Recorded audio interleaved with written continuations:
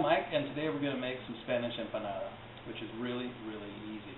The way I like to make it is normally with tuna, but you can make it with just about any leftover fish. So let's take a look at these. First of all, when I make empanada, I can use almost any kind of fish. In this case, we have some leftover striped bass, which some friends of ours gave us. We grilled it up the other day, and here we have some nice leftovers. Really great. Here we have about a half of a large onion diced with a little bit of minced garlic, some diced green pepper, salt and pepper, a little dash of sugar will be very important later, a pinch of red pepper flakes. I like to add pine nuts also and hard-boiled egg, and we're going to use a little bit of tomato sauce. And here we have pizza dough, which is going to be our crust. Now this may seem like a lot of ingredients, but keep in mind that you can make it as simple as you want to. You could do it with just the onions and green peppers as a base, a little bit of tomato sauce, and then add the fish. I like to add the extras just for a little more body, a little more flavor and texture, but really it's not a complicated dish. First of all, we're going to add a little bit of olive oil to a pan. I'm going to get that nice and hot, but not too hot. And now it's starting to smoke. We're going to add onion and the green pepper, and we're going to saute this together until it sweats. Let's turn the heat down to just about a medium high. We'll saute this for a few minutes. Sauteing together for about 5 minutes now. The onions, you've noticed, have become translucent. They're soft, but they're not brown. Let's throw in a little pinch of salt, a little pinch of pepper, stir it around a little bit, and now we are going to add the tomato sauce. Okay? Stir that around. Let it simmer together for just a few minutes until it reduces just slightly. You don't want it to be too thick, but you don't want it to be soupy. So we need to add just a little pinch more of salt. You want it nice and savory, but the other thing is you want it to be a little bit tangy, and for that you're going to add a little pinch of sugar as well to bring up the tang factor.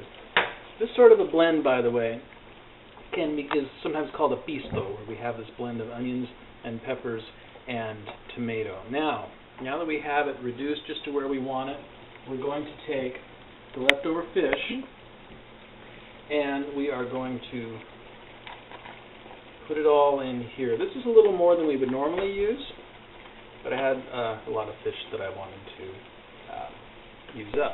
So we've added the fish, we've stirred it around, we've broken it up. I added just a pinch of red pepper flakes. I'm going to add a few more. You don't want it to be too spicy, but at the same time you want it to have a little bit of a kick, right?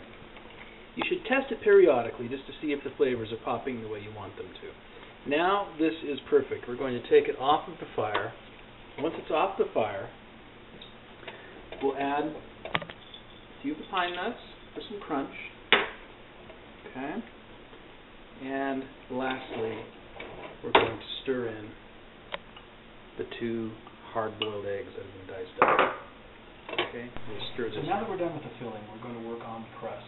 Like I mentioned before, we have some pizza dough that is pre-made. We'll sprinkle a little bit of flour on the cutting board. Okay. We'll turn this out on the cutting board. Maybe. There we go. This is just a little bit of leftovers from the bread machine. We don't need to worry about that. Get that out of the way. Okay. Now, first of all, we're going to cut this in half. We'll leave 1/2 off to the side. We'll form a little circle here. And I have the handy-dandy rolling pin. Okay?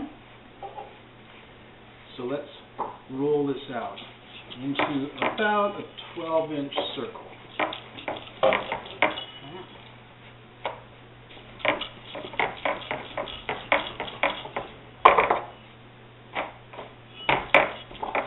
I'm not very good at rolling circles.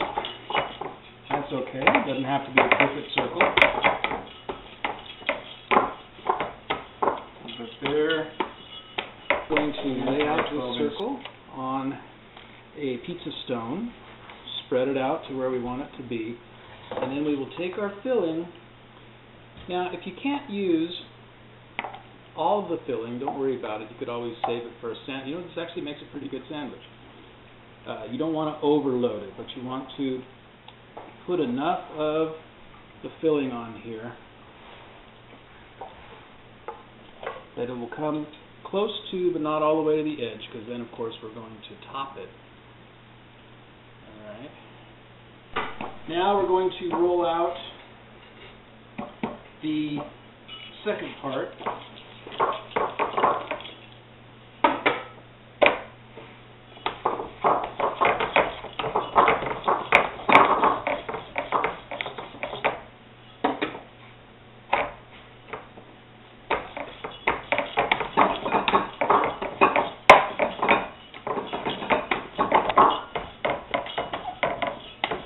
And then you transport the dough from the cutting board to the pizza stone. You fold it like that, bring it up here, lay it down, unfold it, stretch it all the way across, and now we are going to close it.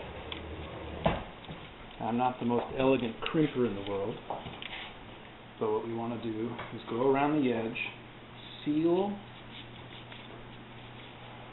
it by turning it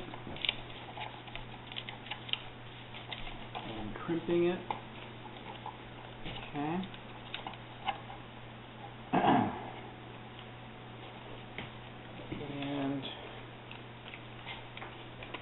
And there we have it. Now we'll take our knife and we will cut some slits in to let the steam out.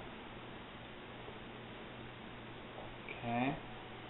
And now we are going to brush it with a little bit of olive oil, or a lot of olive oil. Help it get nice and golden while it's in the oven. Now we're going to put it into an oven that has been preheated to 475 degrees. And we will cook it for about, we'll start for 20 minutes and then we'll take a look at it and see how it's doing. And we'll put it into our 475 degree oven. Alright, the beeper's beeping, which means this is ready to go, so let's have a look-see. Put on my handy-dandy oven mitts that I bought in Vancouver, Canada. And pop this out. Oh, look at that. And we will put it onto a wire rack to cool.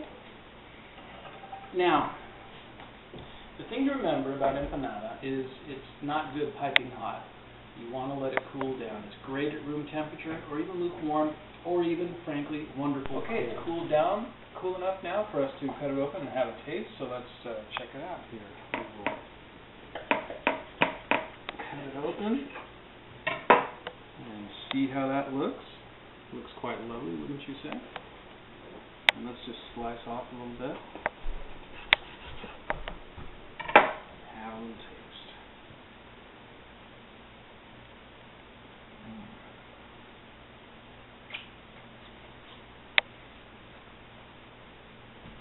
That's good. Of course, I would say that because I like everything I make, especially if it's Spanish. Now, one last thing. This pairs well with Diet Coke, particularly the 2011 vintage. Steer clear of Coke Zero, though, because it doesn't taste very good at all. So from my crappy kitchen to yours, enjoy.